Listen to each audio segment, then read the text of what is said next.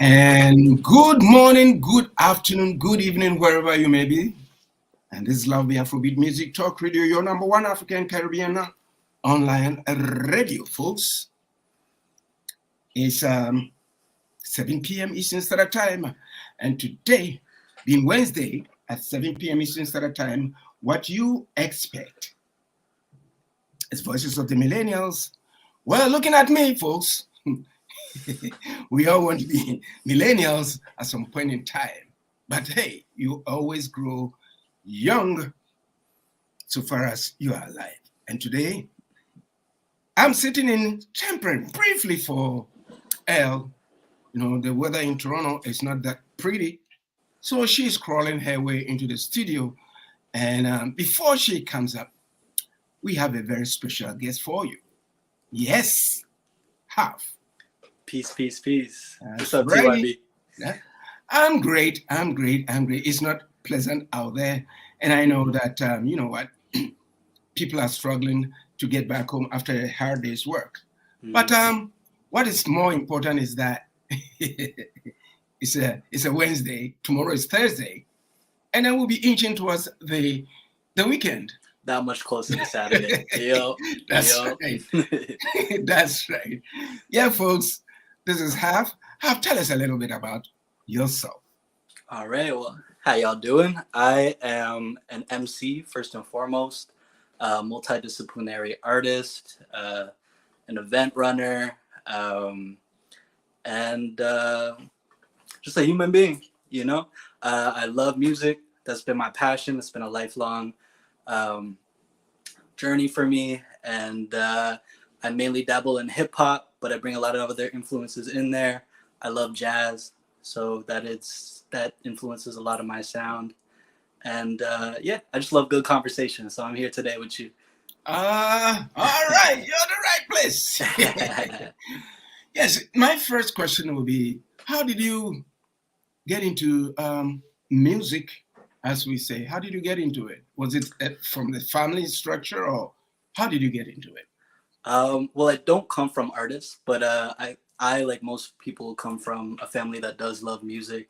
So I had the benefit of being exposed to it from young. I'm actually half black, half white myself. I'm half Guyanese and half Irish, to be specific. So I was able to have... United Nations. Exactly. Oh, my United Nations. Exactly. And so I was able to have the influence from both sides. So I had very different tastes. You know, on the white side, there's the country and folk music, even some reggae in there. And then on my father's side, my Guyanese side, I was introduced to hip hop and jazz and chutney and soca and dub and all that good stuff. And so from young, I remember my dad picking me up every other weekend. He would come in his old Ego Talon coupe, and he'd just be bumping Wu-Tang or Slick Rick. And I just it was immediate, you know, fall in love, you know, the melodies, the production, the way these wordsmiths came together with their lyrics. I was hooked from a young age. Yeah. Myself too. You know, I come from a musical background. My father was an instructor teaching African music and drumming and stuff like that at the University of Ghana, and I picked it up. My drumming skills was I picked up from him, and with my musical side, my vocal side was from my mother. You know, she was she was in the women's choir at the Anglican Church back home in Ghana. So I picked little bits and pieces of that from. I mean, that has brought me where I am.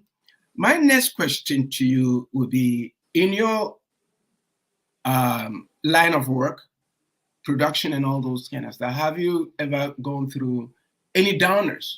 Something that could have kept you said, I give up. I'm not going to do that anymore. That's it. Nada. Finish. Honestly, TYB, that's most days. I can't even lie to you. I mean, in pursuing anything you love in this life, you're going to run into obstacles, right? And they're going to test your being. And I think that you run into show cancellations, and a musician doesn't show up for a live show. You know what I'm saying? Those things are bound to happen, but I think that it's always a labor of love at the end of the day. So my love for the music and what I do within this industry will always trump all the BS, you know? So when those downers come around, I treat them like I try to make molehills out of mountains, you know what I mean? So I can step right over them and proceed, moving onward and upward. On a one-on-one kind of situation, has anybody, how would I put it? Has anybody done something that also, going back into that, has any single person done anything that could have ruined you, that could have made you decide, I'm not going to do that. I'm not going to deal with that person anymore. Or, those kind of stuff. Yeah. I had. And the follow-up question is, and how were you able to overcome that? And how were you able to resolve that kind of difference with the person? Got you. So I actually have a lyric from a song of mine called Dewdropper, and it goes something to the effect of, I don't dwell on burnt bridges because I can swim well. That being said, I like that. Appreciate you. That being said, I had a bit of a headbutting, if you will, with a radio host earlier this year, actually. Not in this sort of fashion, not in an interview sort of sense, but this person put me on a flyer for an event, and that I was not informed about. And they were using my name as an artist to promote an event that I had no idea about until I saw it being promoted on social media. And so when I confronted them about it, they were also very rude. They could not see my point of view, that it came off as completely unprofessional. And I could tell there was not going to be any compromise. So in that particular sense, not that I go out there looking to burn bridges, but I found that with that particular person, that individual, I weighed out the pros and cons of being able to, continue to have a great relationship with them and be able to utilize their platforms. And I thought, you know what, I'm gonna still make it out here. I'll be all right. At the end of the day, if someone has, a certain disdain for you or a complete lack of respect, it's you got to have the foresight to know you might not be able to operate with them in a nice, harmonious way moving forward. So, yeah, with that one in particular, do you think that it was done purposefully? That's a good question. I don't want to think too deeply about it. I did go to school for psychology, but that sort of stuff would keep me up all night if I was overthinking. Yeah. I know how it is. Yeah. How, even as an artist myself, sometimes you're going to perform, especially locally. Like you have a place to go and perform, and then you go for sound check, and everybody's there but one person, and that same person always is almost late, and you don't even know whether the person is going to show up. Right. But then all the same, so I'm of the school of thought that the show must go on. Yeah, true. The show has got to go on. It's got to. Whether 2 people, 3 people, 4 people are there, we'll do it. Yes, I've been saying this to people that I was once on March Music during the time where they had was it Electric Circus or something like that? Yeah, Electric Circus. Yeah. That's right. Yeah. We were performing live there, and strings of the bass player. We were playing live. Strings of the bass player. 3 strings just poof. Oh no! Yeah. Right in the middle of that. But then, experience told us that, look, you know what? Don't cut it. They saw it, the production staff. Everybody saw that. We're having problems. I just signaled to them in my little way that don't cut it. So we had to go on a percussion break, and it worked. Oh, there you go. It just worked out. It just worked out. So sometimes, yeah. yeah, sometimes people will try or events will overtake you. Yeah. But then it's up to you to say that, you know what, let me make this decision, because there are certain decisions that you have to make right on the spot. Exactly. And if you don't do that, you are in big trouble. Yeah. You are in serious trouble. Yeah. Um, In that particular circumstance, I mean, that's not even somebody purposefully, messing up. It's just sort of, an act of God, if you will. And you got to make lemonade out of them lemons, right? Thank you. Yes, you got to do that. And you know what? And after that, I have come to the realization that if somebody wants to bring you down, you just have to sit back and look at it. Because if you believe in what you're doing, nothing on earth can bring you down. Yes. Nothing I on love earth that. can bring you down. Mm-hmm. I mean, going into it with the MC-ship, if I can put it that way. How did you get into it?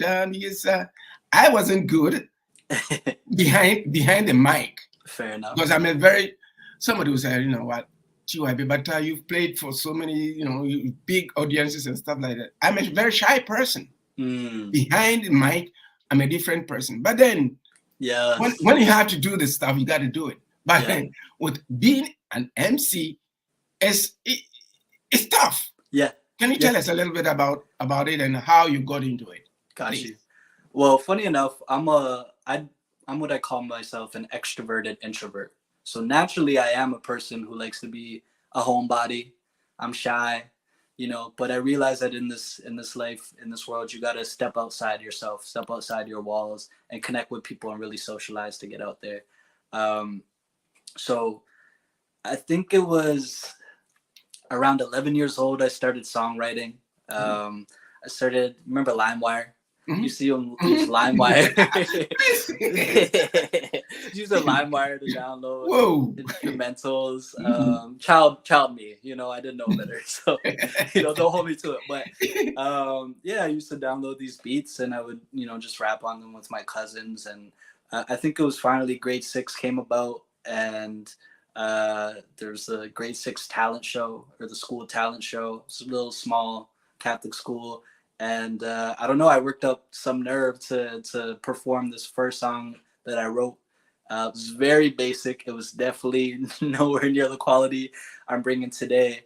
But it was enough that, this audience of my peers, my fellow students, my teachers, they really showed, so much support and so much enthusiasm. I was just up there on the stage with the microphone like, ooh, I like this feeling. This is what I want to do for the rest of my life. And since then it was, whether I was toasting or hosting school dances or doing coffee houses, anywhere, I like to say when it comes to the mic, I'm like a moth to a light, it's, again, I'm still the natural shy person I was, but it is on stage is a place where, I could really, express my soul. It is therapy for me, like it is for so many others. And, funny enough, I've heard people say, you come off as a completely different being on stage, and I think that it's me tapping into my purely unfiltered, unabridged self. So, yeah, I can see myself that way. Because like, if I, on my own, even walking on stage, sometimes, I'm a very shy person, but when I get on stage, I'm a different person, because I know I transform myself from who I was off stage and to confront the fact that it's a business that I'm doing. Yes. I'm working, so I've got to take every sort of I have to allow myself to get into it. But then if it comes to say breaking up and talking and then just going on and being the master of ceremonies, I don't think I'll be able to do that. No, I think you're not giving yourself enough credit. Honestly, I think you're right. So, I think you're right. But I mean, I totally understand. Some people completely shy away from that and they're like, no thanks. And some people love that spotlight and they just want to be right in the front. Yeah. I'd categorize myself as somewhere right in the middle, you know. But there's definitely an element to me where, you know, didn't get enough attention back in the day as a kid from the parents or whoever. So I'm trying to like get that as an adult, you know, from strangers. Mhm. And with respect to today's millennials, do you think today's millennials are following um, certain kinds of we live in a very different world right now Mm-hmm. where social media, for instance, is dominating, is sort of dictating what we do. Right, right. And then with the attendant AI coming into the fray of things, do you think we have to sit back and look at the future? Because as millennials, there's a long way to go in terms Mm-hmm. of what we can be doing in the future. But I think with AI and the fact that a lot of millennials are also going into businesses and all those kind. Do you think we've come to a point where we have to sit back and say, especially within the community, and say, you know what, let's take stock of what we are getting into in the near future? Because I don't think a lot of people have thought about it. Because we had a program a couple of weeks ago on the Highway 6 to Africa program, which airs every Saturday at 4 p.m. And we're talking about AI taking control of us. Mm-hmm. And we haven't sat back to find out what we are going to do because it's scary. Yeah. It's really, really, really scary right now. So, Mm-hmm. what's your thought on AI coming into our way of thinking in terms of millennials and what we do? Got you. Well, ever since I saw iRobot as a kid, that Will Smith movie, I was certain that that would be the, the end of all of us. That's You right. know, I'm still convinced that it'll be robots that inevitably, you know. But for me, I could 100% see the benefits of it. Mhm. I can see um, where it can be used in certain conventional ways, and how it's going to, you know, make some jobs, some occupations obsolete, unfortunately. Um, for me, operating as an artist, I guess I'm a bit old school.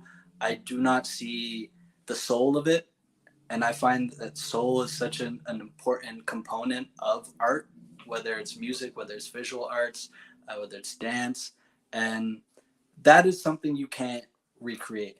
Yeah. You know, Yeah. now we have all this technology getting to the point where it's using voices, you know, of famous artists and making and putting together its own songs and that sort of thing. But I think even with that, you lack the the personality that comes with the music, and I find that it's taking away from um, the work ethic of some of these young artists, especially because they tend to. I have artist homies now who they don't even reach out to painters or visual artists to do their cover art anymore. They just, you know, go on some AI app that makes it instantly, and it comes sort of expedites the process. Um, and at a certain point, it's like it feels very factory. It feels inhuman in a way. It takes away from, again, the soul of it all. So me personally, I'm trying to stick to keeping, you know, art as human for as long as possible. I think the AI stuff is inevitable, but as that sort of progresses into the future, I think we're also going to find that live performances, stuff that you can't replicate, is going to become more valuable than ever. People are going to want to go to live shows and have a live experience, you know, that you simply can't get from artificial intelligence. Right. What's up, Al? Hey. Hello. Yes. Hey. Yes. This is the voices of the millennials. The millennials are going to take it over. So over to you, Elle. Thank you so much, TYB. It's a pleasure to Uh, meet you. Much love.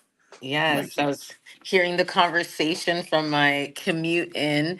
As TYB said, weather in Toronto, where we're streaming from live today, is not that great. Mm-mm. I think all over the GTA, we just had our first snowfall It Yeah. happens every year, y'all. So, first snowfall for the fall season, and I got caught. So, I appreciate you, rolling with the punches. I know you to be a very down to earth person Mm. who, adapts easily. So, this was my test. You passed. What? That was so well coordinated. Yeah, I appreciate you continuing to put my mutability to the test. I Yes, hope you're not yes. sweating over there. I hope you're not stressing because it was a lovely conversation with TYB up until this point. So, Yes, yeah, you're amazing. here. You made it safe. I This did. weather is like me. It doesn't know what it wants, what it is. Am It I doesn't know. am I rain? Am I snow? Am I black? Am I What is white? it? I thought it was hail today. Like, I was just Yeah, like, oh my God, I'm canceling everything. I heard like little pellets hitting the car, and I was like, yeah. no. And then it was, as you said, snow, sleet, all of the above. Hmm.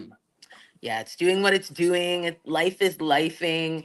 And I was getting to hear a little bit of the conversation. It was sounding very lovely. I got to hear some of the answers to the questions I was hoping to ask as well. So, but I'm glad because I love, honestly, something new. A new challenge always presents itself so far with every episode. Usually I'm in the right place, and then we're having some tech issues with others. But Ah. this time it's me. And so, but what I like about it is that it always gives me an opportunity to think about how I'm going to get over this opposition. Like, Mm. and today was one of those ones where I was, racking my brain to utilize all the resources it has. And I guess it made me think of some new questions that I wanted to ask you, Okay. especially having learned, I didn't know this about you before, that you were a psych major and that you dropped out to pursue a creative career. I didn't know that. Yes. I did not. Yes. But don't Um, tell the people who look at my resume because what it's does still it say above on it. it's like I It's, completed this. No, I went. I started in this year. That's all they need to know. that's all I That's need all to know. that's it. That's it.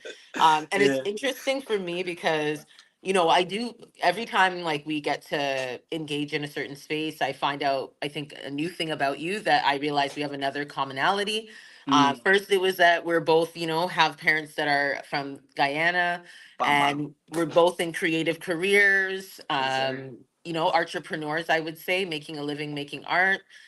We, And we're now I Pong find out, athletes. yeah. Oh yeah. Oh my God. We won.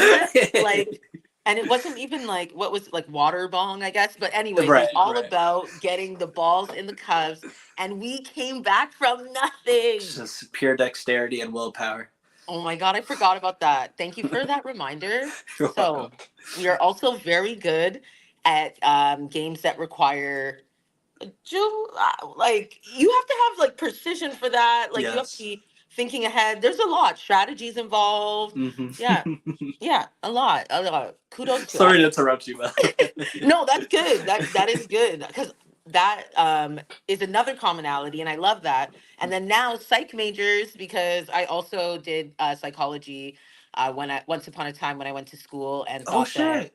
yeah, I Oh, can thought I that cuss? By the way, is that I should think I hold so. out? Okay, Oh, cool. I think, well, okay. We should always, when we can, reserve. But that Right, was you got you. exclaiming, your surprise at, yeah, that I also did psych. So I think Yeah, we're okay. I think we're all cool. right. Yeah. Okay, cool. TYB will let us know. He'll write to me and be like, no, don't do that one again. So Okay, far, so good. okay, cool. So and yeah, so we're both, into psychology, and it explains so much to me because I'm really in love with a lot of the content that you create online, especially when it comes to thinking about your mental health in different ways. So just confronting your mental health as if it were like personifying it, making it into a person, and then talking to it and breaking it down so that you can break through to like a better understanding about it, especially that last one that you did that I saw, which was talking about this weather. And sometimes what this weather does is some people get affected by the season changing, and Hmm.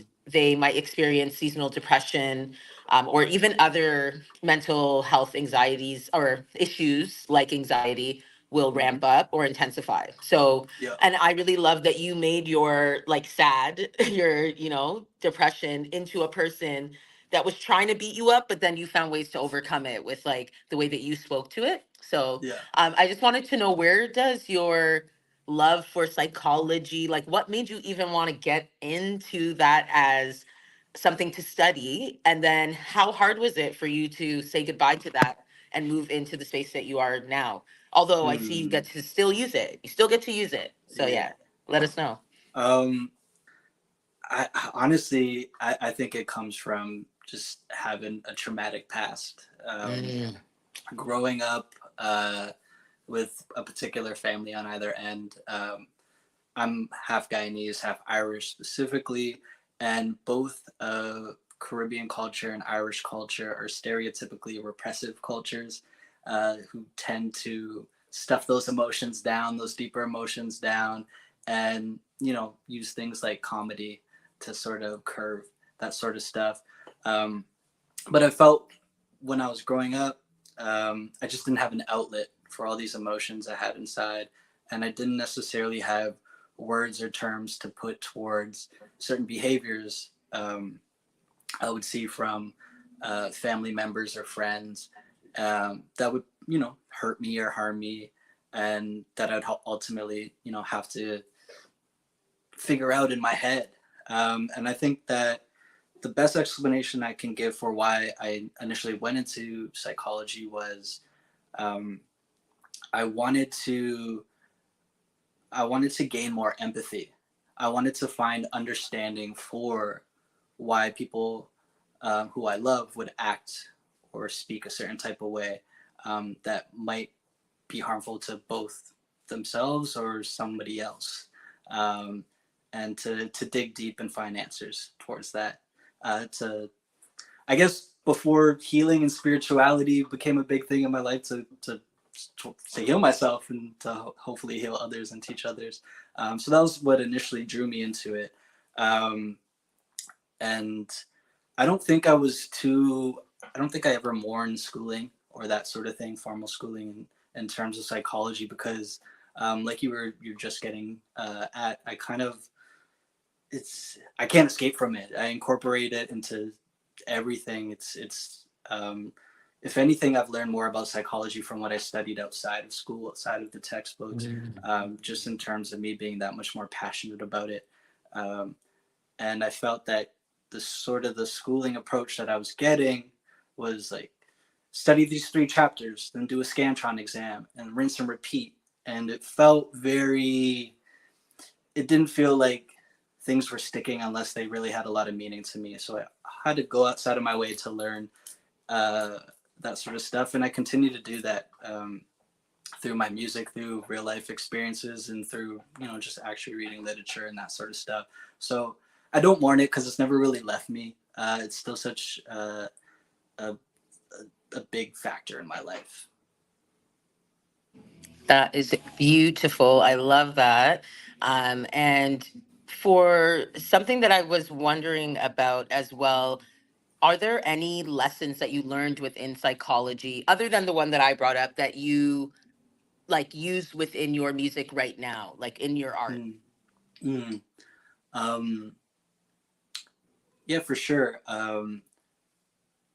For me as a music lover, one of my things that draws me to music in general is that a person can give their individual story that's completely unique to their perspective, but it still resonates with me. I still feel like they're speaking directly to me, or I have an experience of my own that sounds like they're singing about, killing me softly type deal. And so I try to do the same with my own lyricism. I try to not only write affirmations towards myself, but write in a way where it's accessible to listeners who might not have the individual experience I do, but they can still have something to take away and something that resonates with them. Yeah, makes a lot of sense. I really resonate with that thought. The idea that a lot of, I don't know, the pieces that I really think that have made an impact in other people's lives are the ones where I spoke in that voice of Mm. almost like I'm talking to myself, but then when you listen to it, it might feel like you're talking to me. And whether or not I've had an experience like that, I could learn something from the music that you're putting out. Yeah, that's such a great intention to put behind your music. And I'd love to know, like, when did you start, the way that you rap right now, which I would say you're very prolific, like you have a lot of intention behind what you're saying. There's really elevated lyrical content there. It seems like you're well researched, well read. And so I just want to know how much of that I'm assuming is true. Like, where does your inspiration come from? Is there elements of what you used to study, like even within how you craft your bars? Yeah, for sure. I love that question, by the way. My biggest influences, specifically within the realm of hip hop, are um, very conscious, if you will. Conscious. I know it's a stereotypical term at this I point, but know. just Are lyricists, you people. woke? you know, I still think that's important. I still support that stuff to the fullest, just in the right, definition of the words, not the Mhm. politicized versions. But um, I grew up listening to MF Doom was huge for me, and Mhm. he has very cryptic lyrics, but stuff that if you really dig deep, you can find some lessons in there. I didn't have the strongest father figure growing up, if any. So I routinely looked to, people who I idolized as a child, which were, these MCs, these rappers, who were older than me, who were giving lessons, sometimes not great ones, but they were speaking their truth. They were doing shadow work through their lyricism. Um, Artists like MF Doom, Talib Kweli, Mos Def, Nas, um, who seem to have a self awareness, but and also a deep poeticism to them. Those are the artists that influence me the most, and I find that I'm trying to do the same when I write. I'm very, I call myself the best pen in the West End. Um, Not so much because I think I'm that much better than anybody with the pen, but I am obsessive when it comes to writing. Not only am I Mm. looking to rhyme just the last two syllables, bird or like bird, word, third. I'm trying to rhyme the entire bar, but then also Yeah. make it legible, also make it, not be nonsensical. And to do that, it takes a little bit more time in TLC, but I find that just the way it resonates and um, the quality of the feedback that I get makes it that much more, I don't know, motivational for me to keep coming like that. Mhm. I couldn't simplify if I tried, honestly. And have you always written that way, or did that evolve at some point? And what were some of Hmm. the things that might have influenced that? Like when you really started realizing, like, yo, I could rhyme the whole bar. Like, was there anything that influenced that? Also, because I'm Yeah. asking for a friend. Got, got you. Yeah, I mean, I started songwriting when I was 11, and it was super duper basic. I remember my first hook. It was, I may not be what you want me to be. I may not see what you want me to see. I may not be the sharpest tool in the shed. I may not be the boy you wanted instead. Very basic, like, but Hmm. um, I found that as I grew older and my brain matured, and I'm a voracious reader. I love to read. Um, I would just try to continue to outdo myself. I would want to just get as complex as possible. And I think one of the hardest actual sort of obstacles on my path as an MC, as a writer, is finding, learning how to not overcomplicate. Because you get to a Yeah. point where it becomes too heady, and then you lose the ability to retain an audience, or have somebody find any semblance of understanding to what you're saying. Yeah, just reading a whole bunch and kind of just continuing to write. It's so simple, but just writing, practice. Okay, so I have two questions for you based off of that, because I Yeah. think that you just dropped like a huge gem right there, which is reading. I've heard like reading come up in so many different um, personal and professional development endeavors that I have taken on recently. Recently, I took on acting, and within acting, to become a better actor, you have to read because you need this imagination to be able to put that into the characters that you're playing, Mm, right? heck And yeah. so, that being said, it wasn't something that I thought went together at first, that, like acting and reading. But then for me, I recognized, just as you said, even with writing music, writing poetry, I definitely saw how those went together. But it's all about building imagination, being able to like tell a story, as you said, because when you're able to tell a story, people can follow a story. There's a beginning, middle, and end, Yes. something for them to even learn from. There's a structure to it that we've become accustomed to. And so I'm curious to know how you were able to build your structure. Are there any, and what kind of books are you reading now? Or Mm, any books that you would really recommend, either to an artist or even just in general? This is a book you need to read, really change my perspective, help me write differently, write how I'm writing now, anything like that. got you. That's a good one. I feel like no one particular book or genre has really. I mean, I just read the most random abstract stuff, but a couple books that I've read recently that are were super informative and helpful for me was first one is King, Warrior, Magician, Lover, which King, is warrior, magician, lover. yeah. Wow. Tell me about this book. So it's a What? really cool book.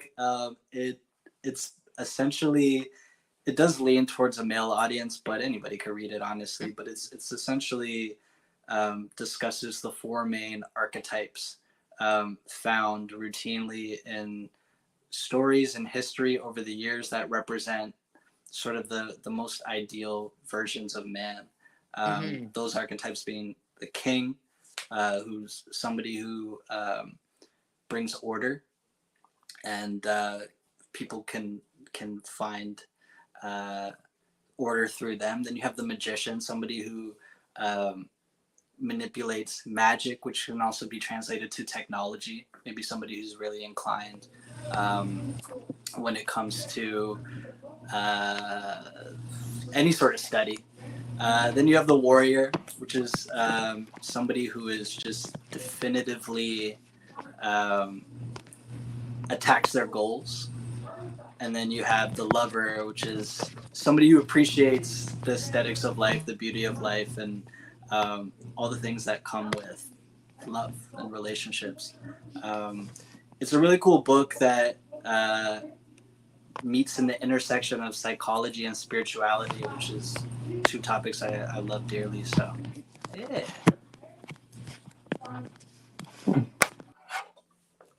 Oh, and now it's just me. And this is the portion of the show where I do an impromptu rap while we wait for Elle to come back. Let me think of something.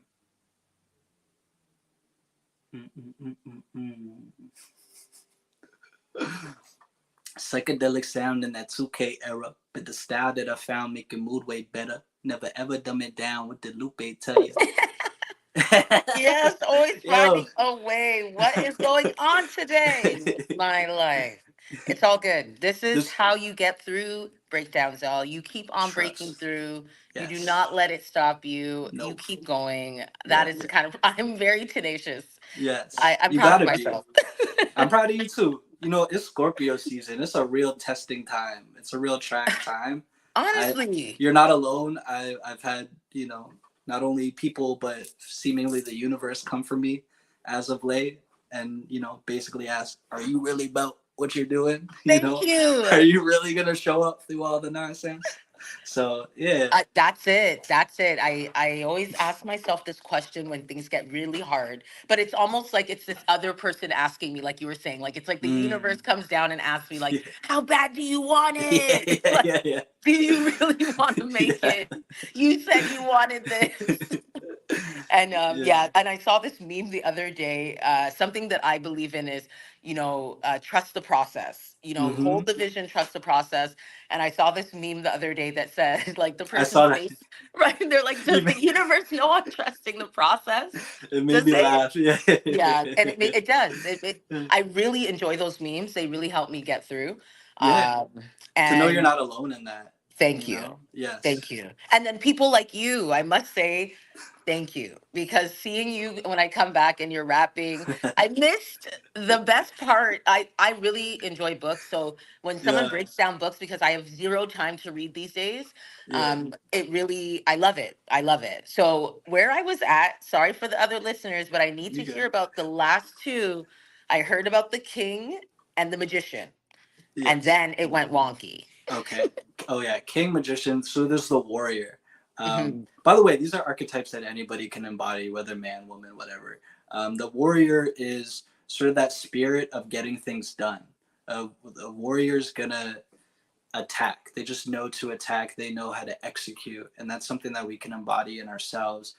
Sometimes we hesitate. Sometimes we're in our emotional bag, and we just don't attack something. So that's that warrior energy. Then beyond that, there's the lover. A lover archetype is not just somebody who leans into love and relationships, but somebody who appreciates what life has to offer, who sees the beauty and the aesthetics, and who appreciates the arts and that sort of jazz. So yeah, Mhm. yeah. I love that. Mhm.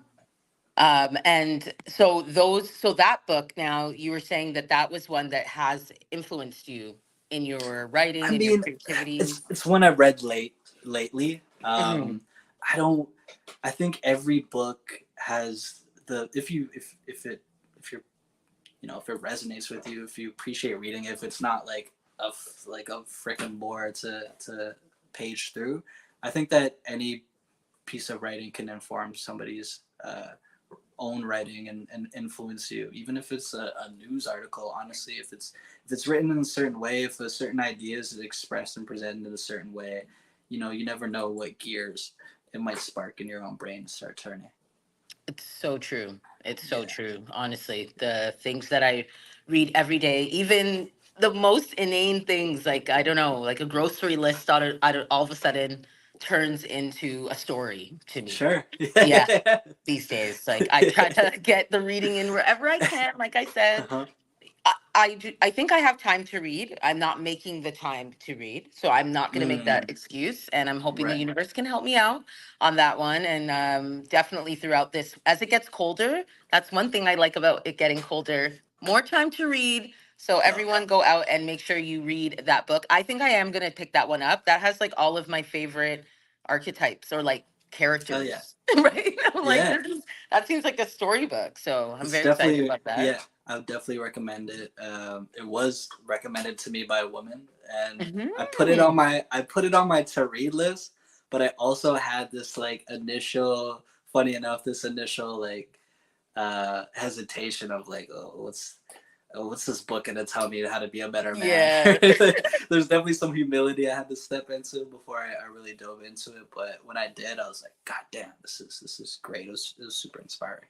Okay, we love to hear it. Mhm. And I know that, we talked a little bit about psychology, some of the things that influenced you maybe from that world, but are there other influences or other places that you draw inspiration from for the art that you're making right now? Or even the art that you've made in the past, like any places that were unconventional? Heck yeah.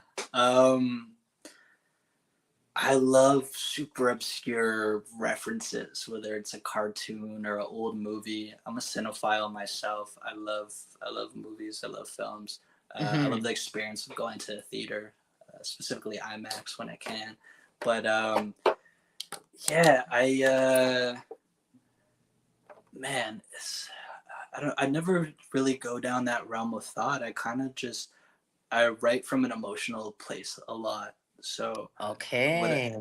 if So I'm if you're feeling? actually going through it, then you Yeah, write about it? Okay. yeah. Hmm. I don't know. I think my lyrical bank that I reach towards to grab my stuff, I mean, I think it's informed by everything I've soaked um, in sort of a spongy way. And when it comes to sitting down and writing, me in particular, um, if I come across a certain production, I go, how does this make me feel? What scene does this paint for me? You know, you said you're getting Mm, into acting as of late. So yeah. what does this make me feel, personality wise, character wise? What does it embody to me? Is it sad? Is it somber? Is it uplifting and groovy? And I usually take that, you know, initial emotion that hits me, and then I just expound on that. Um, so okay, it's somber. It makes me feel sad. Okay, maybe I'll start writing about daddy issues, you know, and do a whole song about fatherlessness or something, you know. Okay. Uh, Interesting. mhm. Interesting. And do you, for me as an artist, when I write music, I usually either just have words that, like you said, like I'm just in this emotional, I'm in my emotional bag, and I just start spewing out some things and filling it up, or I hear a beat and I'm just like, oh my God, I have to write something to that. And Right. then I try to think of something to write to that. Or I look in my emotion bag and I'm like, do any Hmm. of these work? So I'm Right, just right, right. curious to know about for you, because I know you're an amazing freestyler. Like, there are just words. Like, I feel like you are words. Like, if word was a Stop. person, this is you right there. You're the dictionary. Like, Damn. so Thank you. yes, I'm picking your brain to understand like how did you become this lyrical monster? Um, well, if we're talking about freestyling in particular, Yes. um, so half my family lives or used to live on the Western Strip, and that's where I would go see all my Guyanese fam. And Okay. I was one good thing my father did for me when I was young was bring me about around my cousins who are like my siblings now.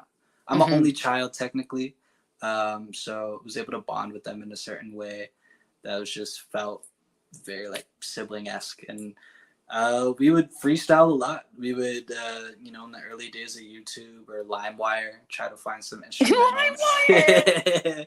Yeah, we, you know, young, innocent me would download, you know, illegal music.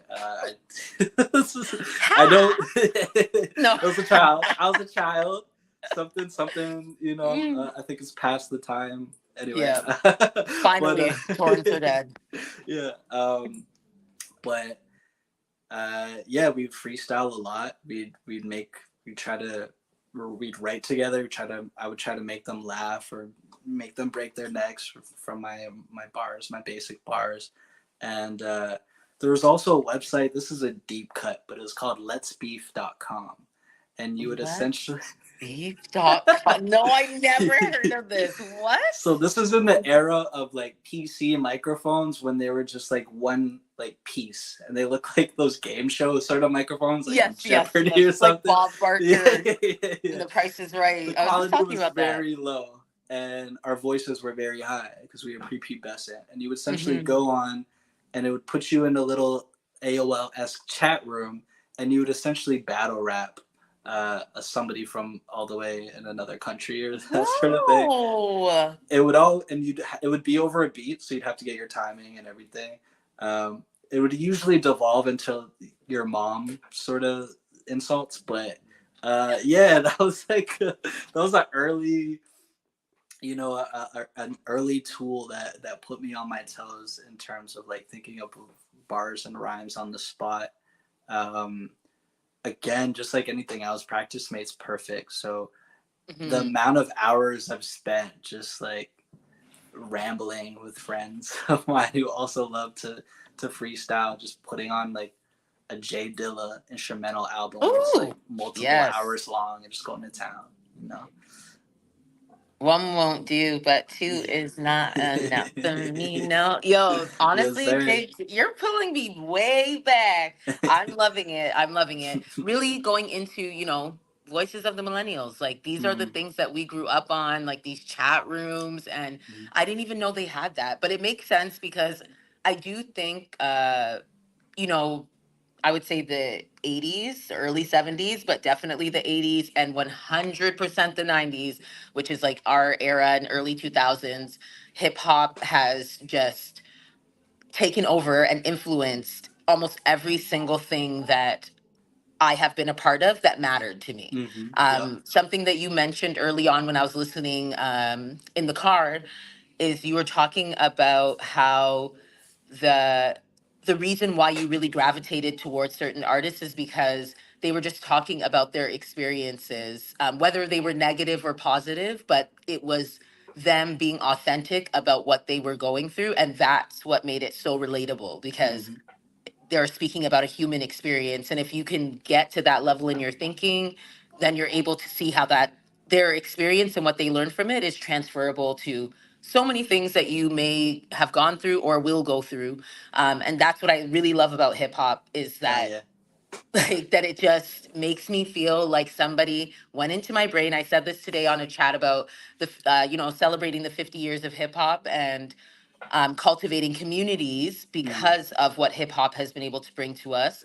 And I would love to know, I was asked a lot of questions about hip hop today. So I'd love to know from you how hip hop has helped you to cultivate communities, and where you think it's going to take you. And if you can answer one more thing, because Hmm. I know you have a show coming up, so this is all contrived why I'm asking. And I Hmm. know that you build community. So I'd love to hear about your upcoming show and any upcoming things that you have when it comes to using hip hop to change the world. Okay. Okay. First question. Yeah. Community. Um, Man, I have. When you grow up biracial, I think that you naturally feel like a black sheep. Specifically, I guess in my case, a half black sheep, where Hmm. you don't necessarily fully fit into any given demographic, even your own family. You feel like, my auntie still calls me her white nephew, and and then when it comes to the Irish side, like I'm the blackest mofo around. Yeah. So um, I found that it didn't happen right away, but I did, get into my craft at a young age at 11, and I think through that, not only was I able to find myself and discover myself as I grew and I matured through writing and through the music and expressing myself in that way, but then when I started, you know, um, doing open mics and putting myself out there,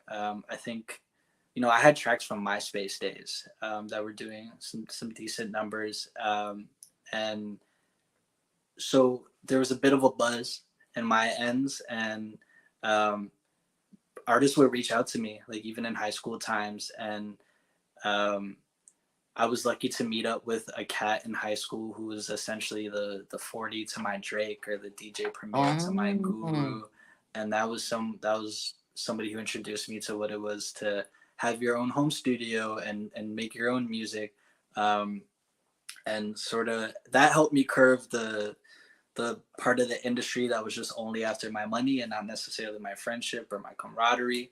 Um, and then when I started putting myself out, more music videos, utilizing YouTube in the very early days and that sort of thing, um, artists would reach out to me, and I would slowly start to build this Rolodex of other people who are passionate about singing or rapping.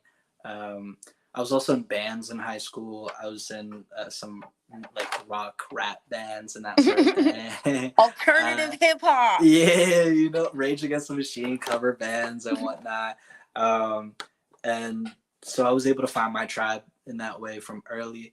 Then beyond that, I think one of the real amazing things that hip hop has provided me, specifically in terms of community, is being able to connect with um, fellow Black people. Honestly, fellow melanated folk Yeah. out here who are operating within that scene. Um, the amount of Jamaicans, everybody, but I mean, Jamaica's really like such a big influence and such a big Hmm. population out here, that yeah, in pursuing music and being able to connect with those type of artists, people who come from Caribbean roots, um, it's been so huge for me in terms of like discovering myself. Honestly, Yeah. I went to predominantly white, grade schools, high school as well. I grew up Catholic, Whoa, so more commonalities. hey, all right, and yeah, so I mean, the crowd there was not my own, and then I had my family, obviously, but I wouldn't be around them all the time necessarily. Mhm. I was raised in a single mother household.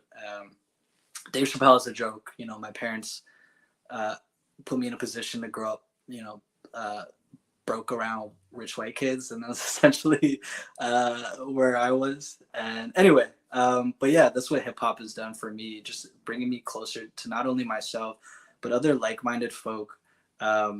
Who I wouldn't trade for the world. The people I've Mhm. met through this music scene um, are people who I've not only met on a path that's completely aligned with me and what I want to do in this life, but also what they want to do. And when those alignments come together, it is serious magic.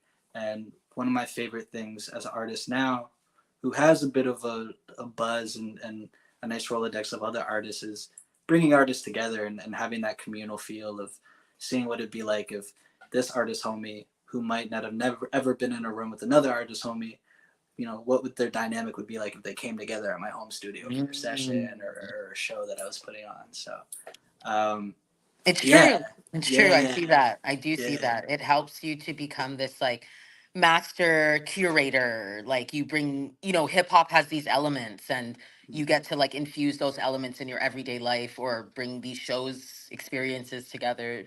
It's yeah, it brings people together. And as yes, you were saying that, I definitely felt more of my blackness being in the hip hop community. That's mm, when I started to feel like I got credit when I understood rap and stuff like that. Then mm, because me, I look black, but inside everyone's like, "What? You sound white." Like so mm, that was it for me that I grew up looking black but not feeling black all the time. Like yes, my R's are too hard, right, So right. yeah, No, it's so and that can be honestly tough because, you know, when you don't have that confidence yet and you're young, it can be really terribly influential in the bad way yes. to have somebody tell you what you are, who you are, And that and you're not yeah, enough of something. yes, yes, yeah, Like, yeah, and then you have yeah, to be, you have to talk or act in a certain way to be part of a community is right. is ridiculous, and you realize as you mature, but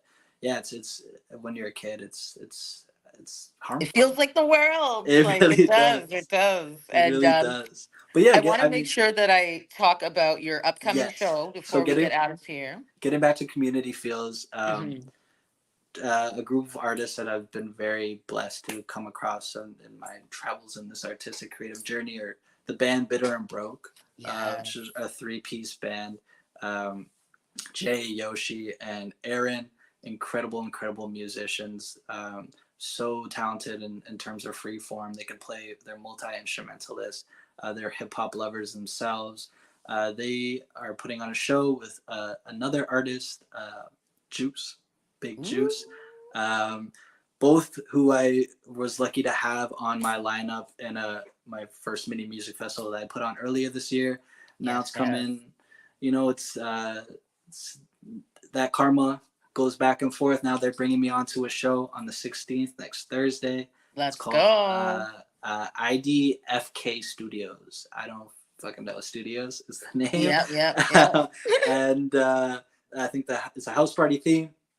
So I'm gonna be coming with some house hip hop vibes and maybe another couple songs that haven't seen the light of day Oh, as I of have a yet. special Live song. guest. Come on in. We were just talking about Ooh, you. I know. This is ooh. alignment right here. This is alignment. What's Alignment. going on? Yes. Who's So that? I'm Oh speaking to shit! Haas. My Yo, We're guy. talking what's about your good, fam? show. My Literally guy. just talking about this. Yeah. Yeah. So I'm in a studio right now, and he's about to rehearse.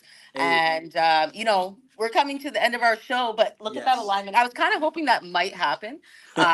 Yeah, so that you would all see, we're really in this, these creatives. Yes, This sir. is, Voices of the Millennials having an elevated conversation with Hap. And Oh, Big Juice. my guy. Yes, my yes. guy. These are both Yes, artists sir. that I get to work with. And make sure you check both of them out. I'm going to get out of here so the Bellas and the Biz can get in. And Half, thank you so much for all of your hospitality. You know, we will chat. TYB, take it Hell away. yeah. Thank you so much, everybody. Peace Appreciate y'all and having me. and Peace, y'all. blessings. Peace, You already peace, know. Juice.